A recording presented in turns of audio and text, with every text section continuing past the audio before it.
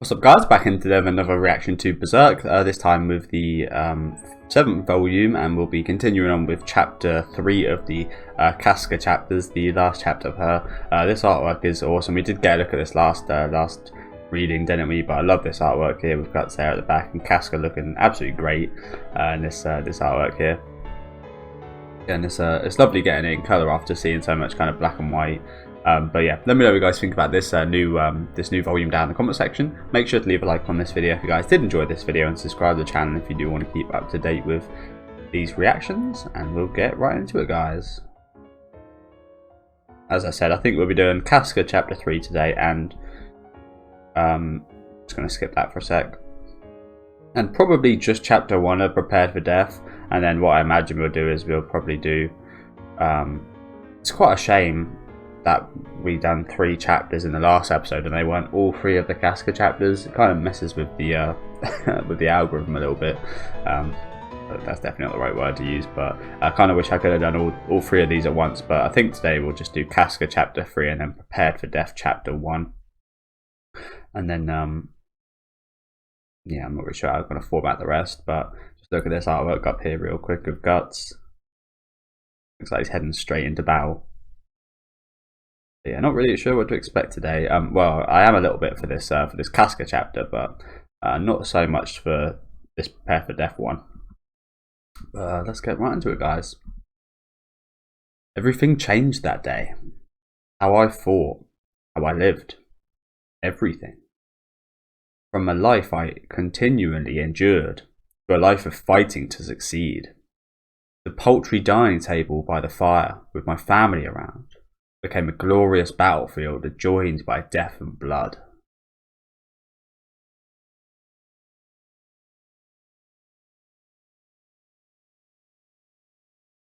Casca chapter 3.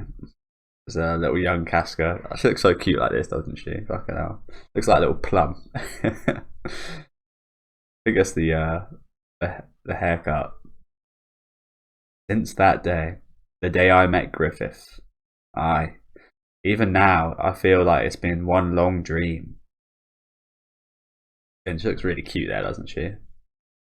Guts, I always get that mixed up, don't I? Guts and Griffith. Because they both start with a G. Griffith looks pretty cool here as well, doesn't he? Back then, I idolized Griffith. He was like some prophet or saint. In effect, that's what he was to us. We were a ragtag band of commoners with no backing, ever victorious on the battlefield, fighting like some miracle. And most importantly, leading us was a young man who could still be called a boy in his innocence, when in reality he wasn't a noble or a knight even, but a commoner like the rest of us. Apologies, guys. But a commoner like the rest of us. This guy's looking like Cyclops right here. A miracle. Yes. In my eyes, that's exactly what Griffith was. After a while, I somehow carved out a life as a soldier. At that time, the Hawks became involved in a certain feudal lord's dispute. He is a bit like a miracle. Especially after what we saw with the Casca's backstory last episode. Less so he kind of saved her, more he gave her the option to kind of save herself, as I brought up, and that is kind of a miracle, isn't it, giving the opportunity to someone like that rather than actually kind of taking that choice away from them and doing it yourself. I like it. Kind of goes with Monogatari's kind of messages as well. I like Monogatari. I'm not the biggest fan ever, just because of all the fucking fan service shit. Almost unbearable to watch at times with all that stuff going on. He was said to be a man of fame, a wealthy man intimately involved in sovereign affairs, but the worst rumours about him didn't involve his assets, rather his sordid tastes.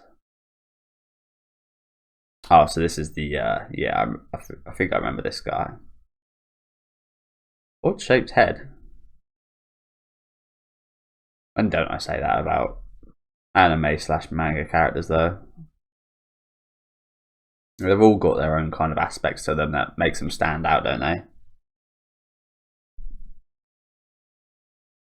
As attendants, he would employ children from neighbouring villages, nearly all boys who met his tastes. So this is quite interesting. Quite interesting indeed. When did we learn about this in the anime / movie? I'm not sure we did in the... Did we in the movie? I'm not 100%. I'm pretty sure it wasn't in this moment, was it?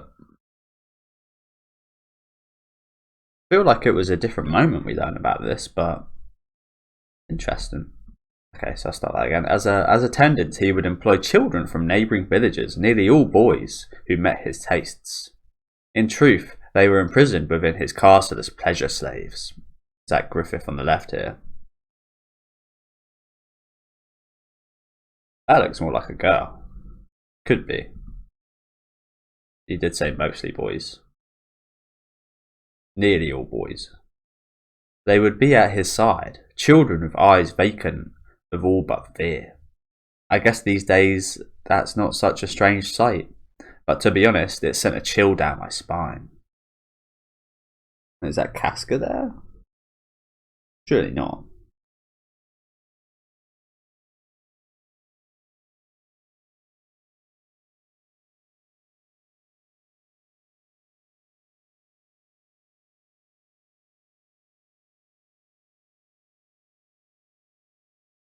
I feel lost. I feel like I'm missing something here. So are these just random people then?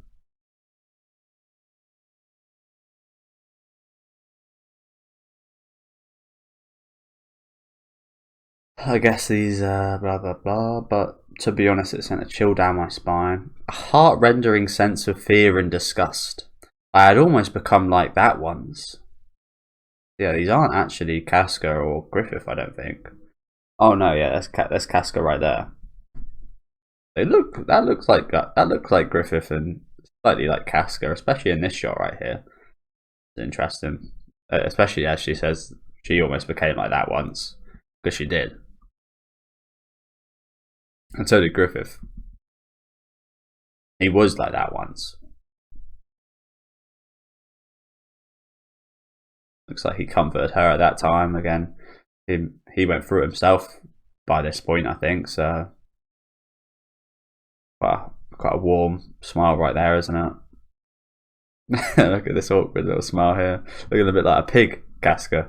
A cute pig though. One of the cutest pigs you've seen.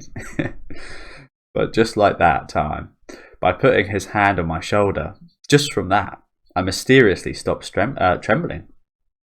Afterwards, following several skirmishes, a young dead boy. I think I do remember some of this slightly. Not very fondly though. Well, fondly is probably the wrong word. Not very. I remember it quite vaguely. I think. I don't think this is what I thought it was. I am feeling I'm getting a little bit mixed up with that while reading this. I'm mixing up the kind of timelines of when things happened. He was a boy who had joined the band of the Hawk half a year before then to be trained to be a soldier. He was about 10 years old, and I don't know his name. He didn't really stand out enough to be noticed. There was no one to recognise the remains of this nameless soldier in training among the countless fallen. That is no one but Griffith. Griffith? What's that? This boy's belongings. It was a toy knight, scuffed dirty and missing a leg. Yeah, I remember this. Unfortunately. I'm not sure if this was in the original anime, but I remember seeing this. Griffith? A toy. On the battlefield.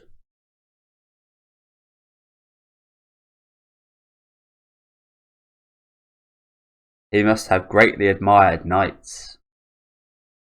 I remember him well. He gazed at me as if I were the hero of some story.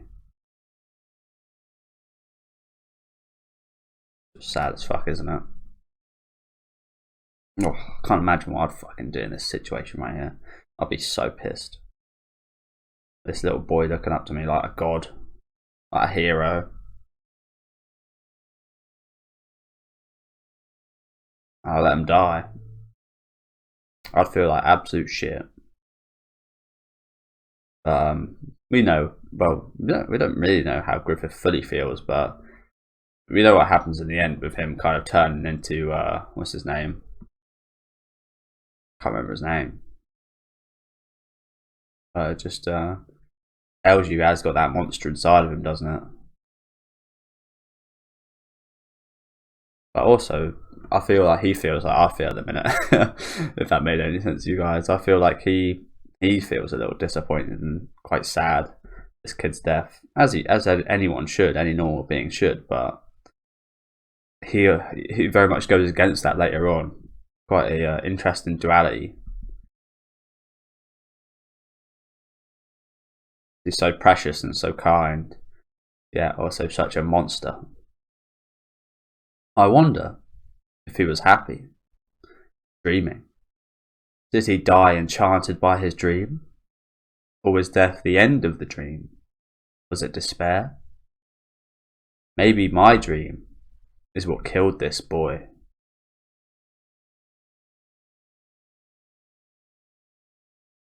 Ooh.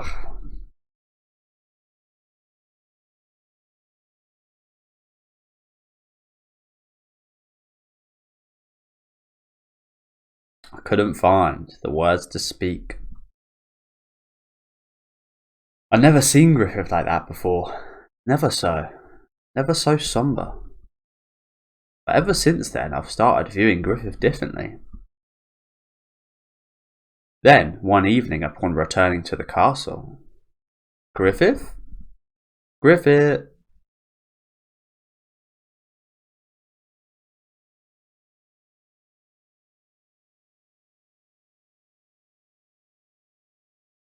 So this is where what I thought it was.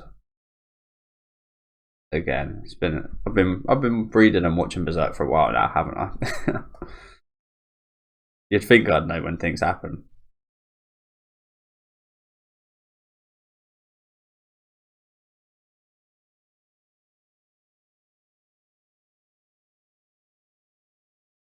Damn, this dude looks even more fucking dark and I'm not really sure what the expression is, but devilish, pitch black, even more so in the manga here, doesn't he?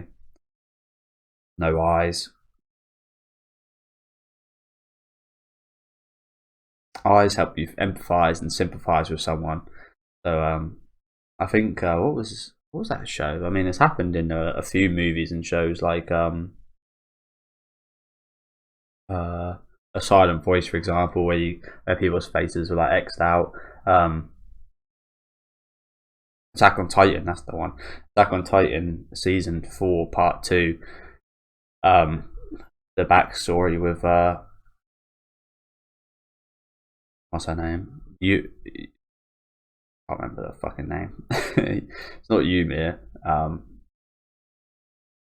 I can't remember the little girl from Attack on Titan who we see in the paths, and then we see the backstory, and that whole backstory has got no eyeballs. I think that's actually changed quite a bit in the updated HD version. I kind of want to go back and watch it.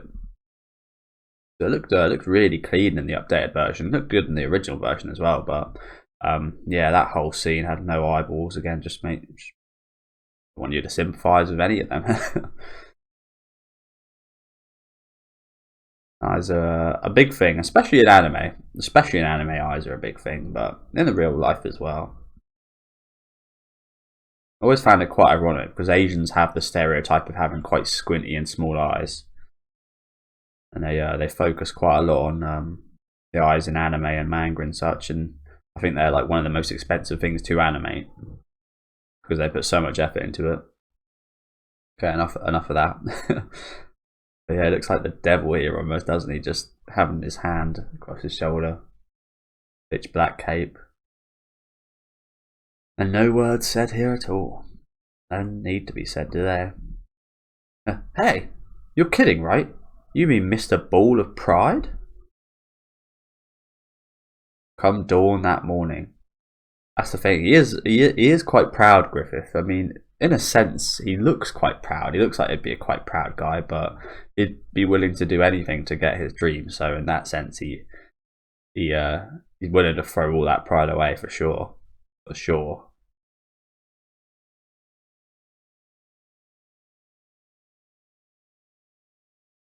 I couldn't sleep and was wandering along the river near the castle.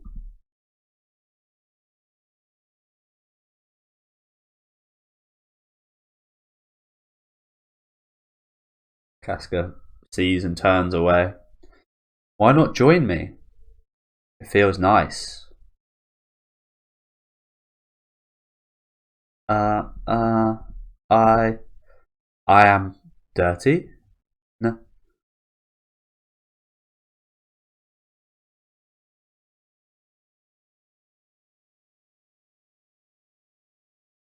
Why?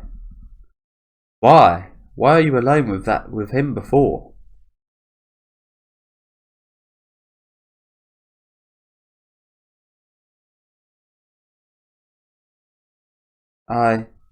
You're right.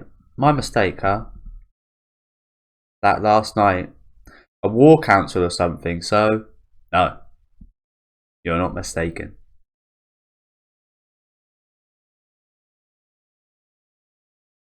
Why? Why? Why would you? With someone like that? With someone like him? Money. Money. A little bit of arse crack. A little bit of fan service for the ladies. Huh? I guess. I'm not really sure. I don't actually think women find that attractive. I'm not sure though. An army consumes so much money just being. Men, horses, equipment, provisions. None of it's for free. And the band of the hawk will grow larger and larger. It has to. For that, too, we need a vast amount of war funds. In any case, I seemed to appeal to that old man, and I was interested in his fortune. Our interests coincided. Yeah, but still, aren't you doing well enough now? At this rate, if we can just keep winning, we'll eventually raise enough.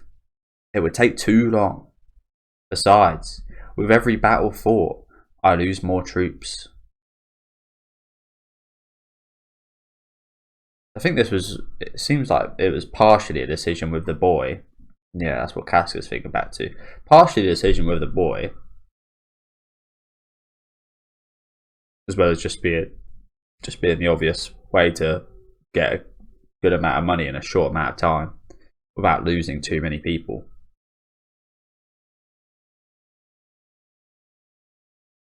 It's quite interesting. I always kind of saw this as a very much very much more logical move than anything from Griffith. I knew it had its kind of psychological and emotional effects on him, as it would anyone. But I didn't see the boy dying as that much of a factor in his decision to have sex with this man and take his money. Well, I guess it could have been the major decision. I have a feeling it was part of it, but probably wasn't the major kind of factor in deciding to do this. He could have not done it at all and just went with what Casca said. But I guess he was quite affected by this boy's death, wasn't he? Interesting. Griffith, is this because of that boy? No. I thought about it logically. Interesting. To go to battle 10 times and lose hundreds of soldiers or seduce one old man, which is the lesser risk. But that's just not an obvious logical choice, is it? The human instinct would logically say no, we're not going to have sex with an older man to get this money. It would say fuck that shit. And that's where his kind of twisted sense of logic, I guess, comes in. I guess. It's because they themselves choose to fight. Casca, listen. I don't feel at all responsible for my comrades who have lost their lives under my command. I guess It's because they themselves chose to fight. Griffith? That's just the way I am.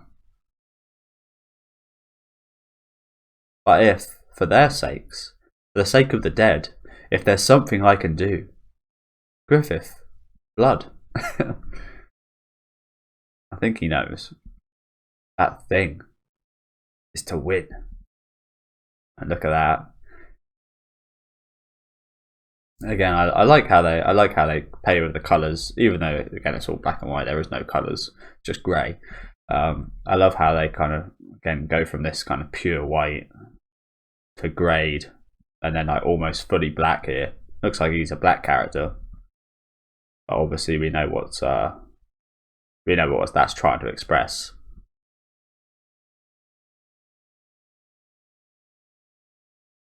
It's to win. I'll keep winning, to fulfill my dream to which they clung, putting their lives on the line. Griffith, stop it! It's looking quite bad now, isn't it? Almost looks like a jacket potato in a strange way. With like ketchup. I hate ketchup personally. That's quite a what's it called?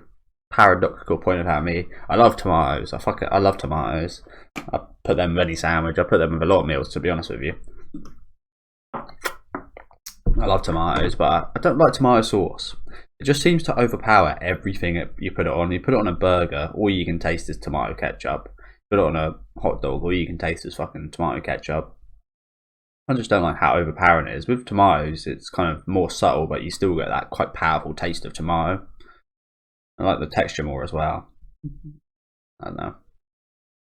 But yeah, enough about ketchup. I'll keep winning to fulfill my dream to which they clung, putting their lives on the line. Griffith, stop it.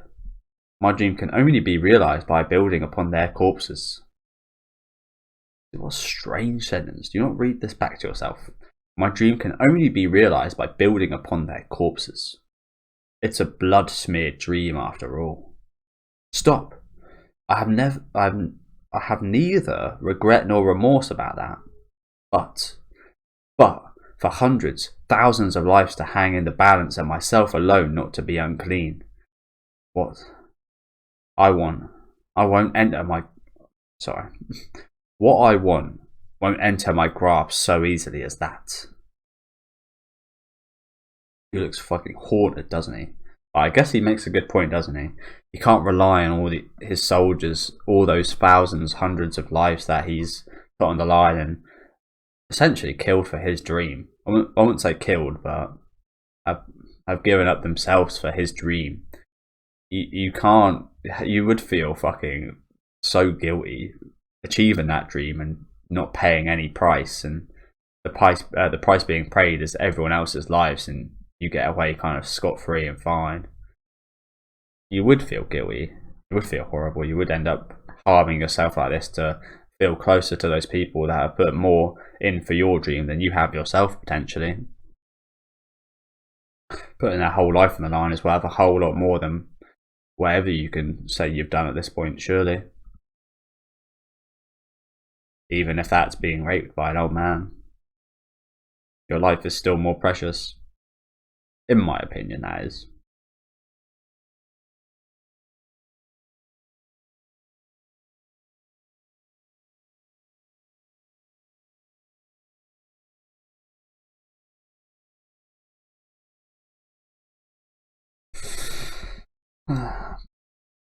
Casca's so nice, isn't she? Stop it. Just stop. More fan service for you ladies. And men of that particular way.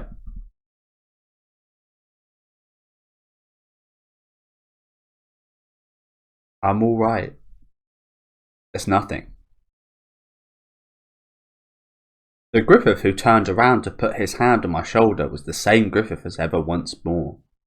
Just then, that filled me with sadness. Griffith persists in trying to realise a kind of dream that most people abandoned long ago as a childish yearning. But the dream he's chasing is so genuine and extraordinary The burden must be unmeasurable. It sure fucking is. His arm really is messed up, isn't it? But yeah, she does make a very good point. The burden must be immeasurable. A strong person. It's simple just to sum it up with those words, but I think that someone who wants to accomplish something grand endures that much more than other people. It's not that he is strong. Griffith has to make himself strong. Well put, Casca. I want to be by his side. If he's going to sacrifice everything for his dream, if his dream is to fight and cut away his own path, then I want to be his sword. That little smile there. A little smile. I'd say it's more of a neutral face, but a little tip. A little tip. I'm glad they didn't put any nudity in there as well. It takes away from it sometimes, you know. Just takes away from it. That was a great chapter though, wasn't it? Fucking hell. Got guts there. Yeah, that was a sick chapter, wasn't it? Gives you a really good look at Griffith yet again, and especially how Casca views Griffith, and she's almost 100% right in everything she says, and especially from her point of view as well. Very interesting. That's what I love about this series, hearing others kind of, especially with Griffith, hearing others talk about him and say what he means to them. It's all different, but it all kind of comes back round to that dream of his, doesn't it? And his efforts in that dream. I love learning about people like that. Yeah, awesome chapter there. We'll head straight into the next one, which I can't remember what it's called. I think it's like a one-off one. No, it's not. Prepared for Death. Yeah, we're going straight into Prepared for Death, and then I think we're going to be ending off on this first chapter of Prepared for Death today, and then we'll cover the next two. Is this the chapter where they fight the old man that raped him, or is this a different one? I'm not 100%. We'll get right into it. That was a fucking sick chapter though, wasn't it? Again, I love the just dialogue heavy episodes and / chapters of Berserk. They're all really awesome. Again, there's no kind of major beautiful artworks or anything, but again, the story itself is just so fucking good. Battle, battle, battle. We've lost countless comrades. Few old faces remain, yet still more people have joined us. Before I knew it, I too was a veteran.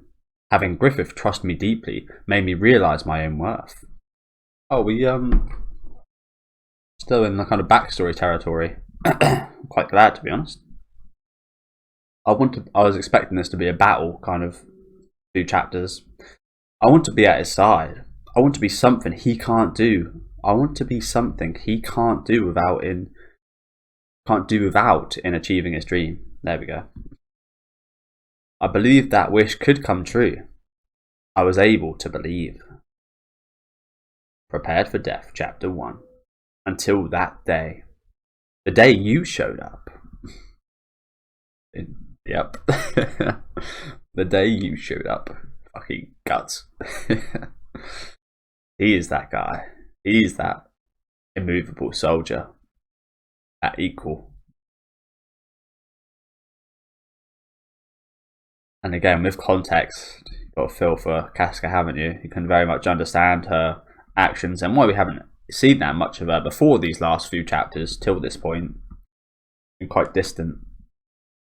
Do you remember that day? What Griffith said to you on top of that hill? Do you remember that day? What Griffith said to you on top of that hill? I want you. Yeah. Those words. He never says anything like that. Griffith has never said such a thing to anyone, nor has he since then. The pain on her face. That's emotional pain.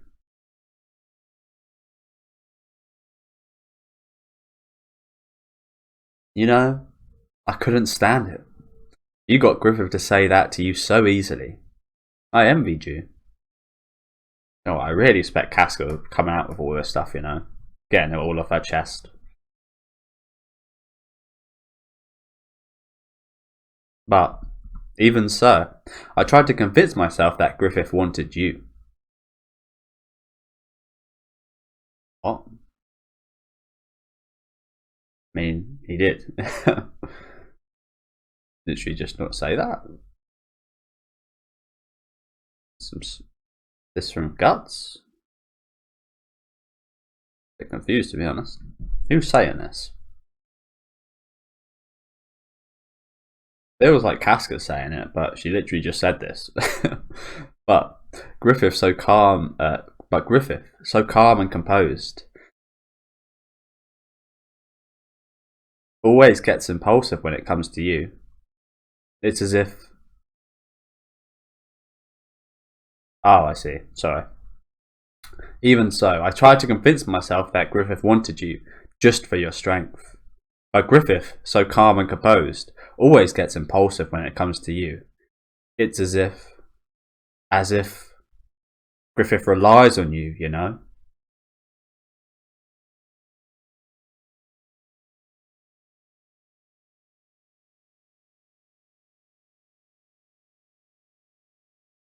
And yet you're selfish. You just run off, not thinking of the consequences.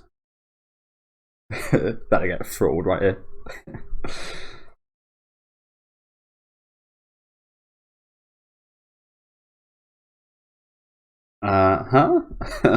What I can't forgive is that selfishness of yours. The fact that you've almost gotten Griffith killed.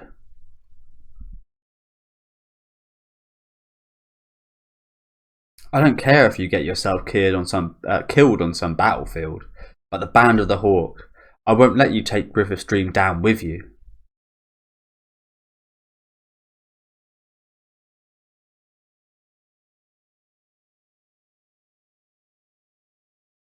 You're the one who changed Griffith that way, and I can't forgive you.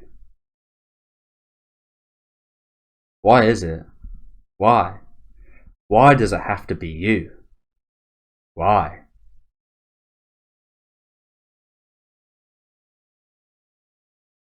As much as this is quite sad, it's quite cute as well, isn't it?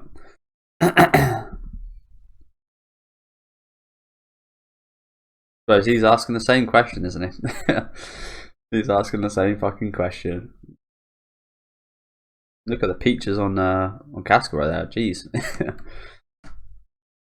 That's the fans of we don't often get in this series. Bum. See a lot of boobs, don't we? A lot of nipples. Maybe bum wasn't in fashion back in these days.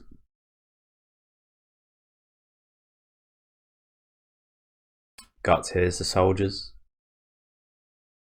What the shit? Shh.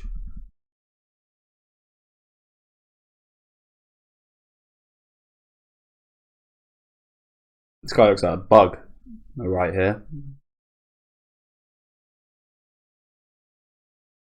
Oh, they all look like bugs. Hey, you there? Sorry. Hey, you sure this is it? No doubt, man. Oh, come on, ain't they dead by now? They fell off that cliff. Doesn't matter. Doesn't matter. Sir Adon swore he'd pay the bounty whether they're dead or alive. And hey, after all, they're the Band of the Hawk's captain and woman commander. Let's look a little more downstream. Their bodies could have washed away in the fast current. If we don't move, some others will beat us to it. So this is the same.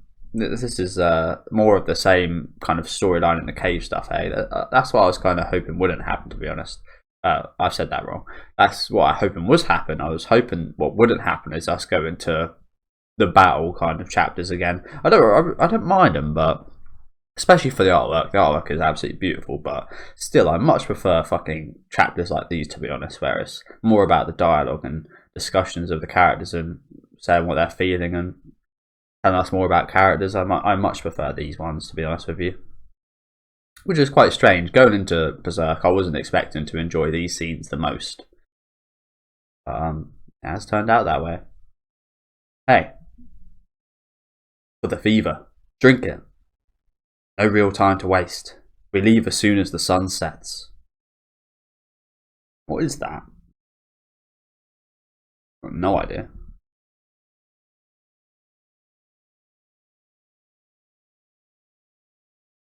I love this shot here, Casca.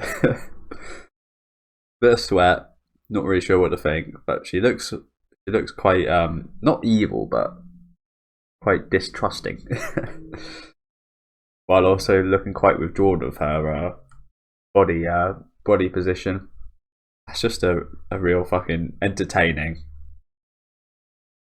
panel right here of multiple emotions and thoughts. The gut's giving her something. Like Casca's, I don't know if she's sweating or if she's just pissed off. Nah, she is. Yeah, she does look quite knackered. What's wrong? What the hell? Women are such royal pains. How can you say that? How can you say that right here? After all we've just spoke about as well. You say, women are such royal pains. I mean, it's not wrong. Doesn't mean you should say it to their face. Does not mean you should say it to their face. No physical strength. Things go to their heads so damn fast. And periods to top it off. Just look at you. I guess they just ain't cut out for it. Battles, that is. What do you know? What would I know? I'm a man. I'm a man. Fucking hell. This sounds like some kind of parody from a show from 2020 or something, doesn't it? I'm a man. What I do know is this. There's no way you're going to sit here like this forever because of your woman's problem. It doesn't matter to the enemy if you're a woman or whatever. They might actually like it, you know. The size of her chin right here. She's obviously doing like a bit of a pissed off face. A bit of a pained face as well.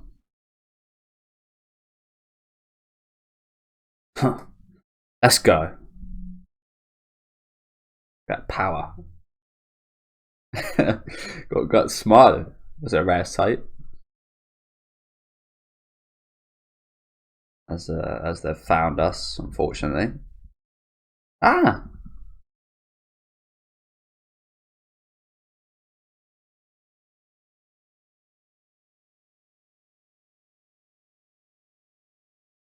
Oh, there's the arrow.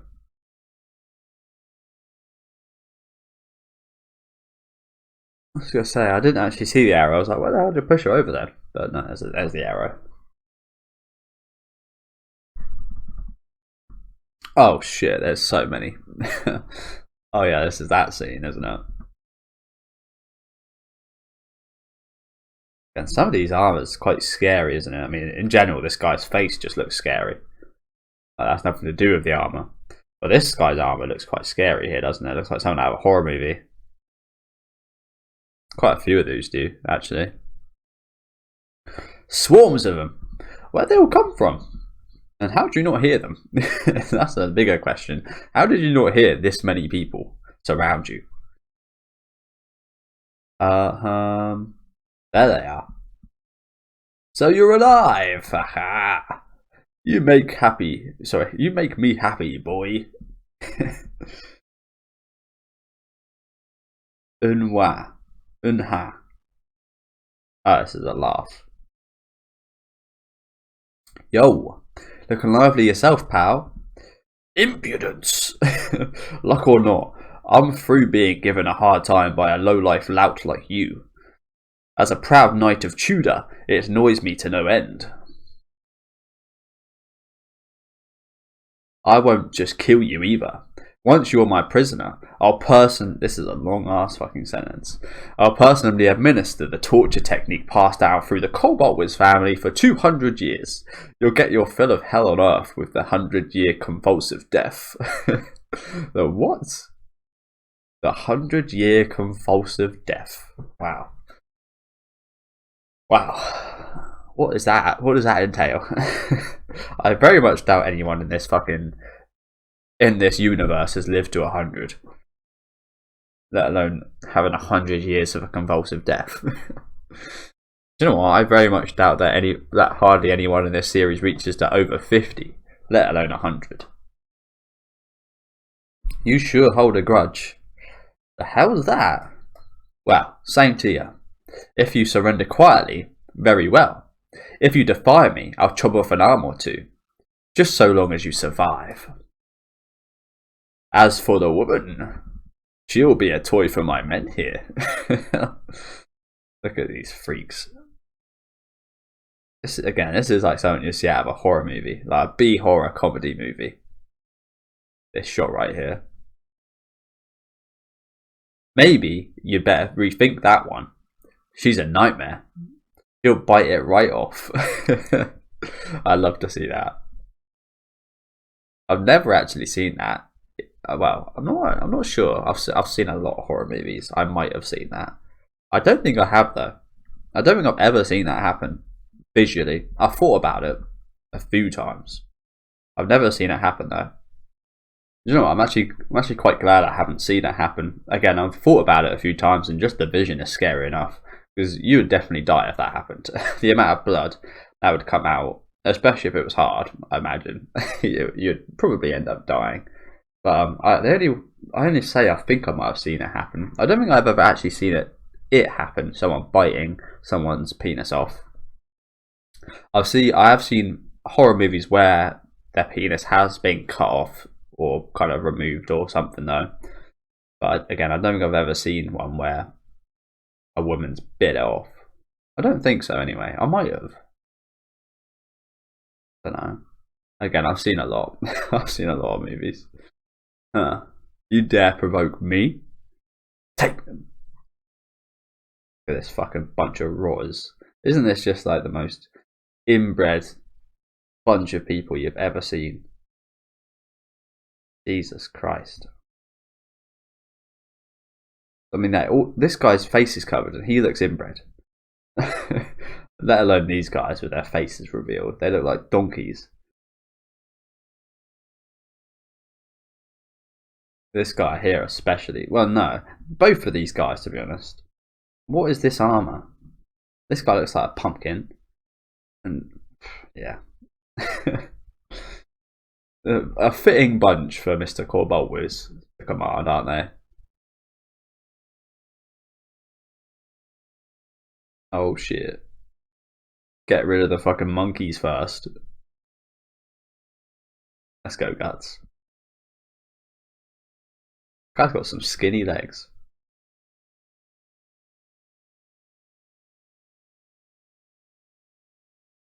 And they're both dead.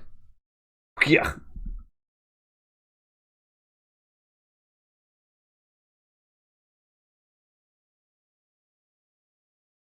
Casca having her turn.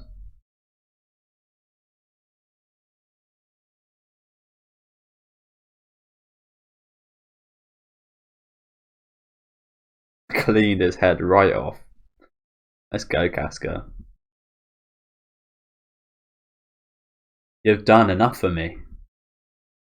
You've done enough for me. That's right. That's a nice sentence there, isn't it? She acknowledges what he's done for her all this time. A little smile again from Guts. Proud of her cutting the head clean off.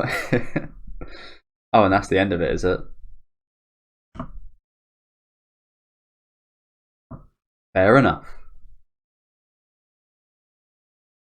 A little tear from Casca. Not sure what scene that was from. Not sure that was one from this chapter. Yeah, another really good one here. Again, I was hoping we wouldn't get into a kind of war battle, and we didn't. We are in a battle, but a different one than what I was expecting, luckily enough. We're now in a battle versus some very inbred people. But yeah, thank you guys for watching. Again, a couple really fucking good chapters again today. I like this one, but I especially enjoyed the last chapter, seeing more of Casca and Griffith's backstory, but there were still some really good scenes here, especially at the start. But going into the end, there was some fucking hilarious scenes, some really good and hilarious drawings as well. Kind of reminds me again of kind of B B horror movies from like the 80s or 90s where you'd find this kind of shit. And I love this kind of stuff. So hopefully more of this next time. I mean, look at this guy. Look at this guy. I didn't even notice this the first time. He's literally got some fucking like squid panties. But yeah, thank you guys very much for watching. Let me know what you guys thought about these chapters down in the comment section. Make sure to leave a like on the video if you guys did enjoy this video, and subscribe to the channel if you do want to keep up to date with these reactions. I'll be uploading this on Thursday, so I'll be back on Tuesday with chapters 2 and 3 of Prepared for Death. So if you can join me then, enjoy the rest of your day, guys.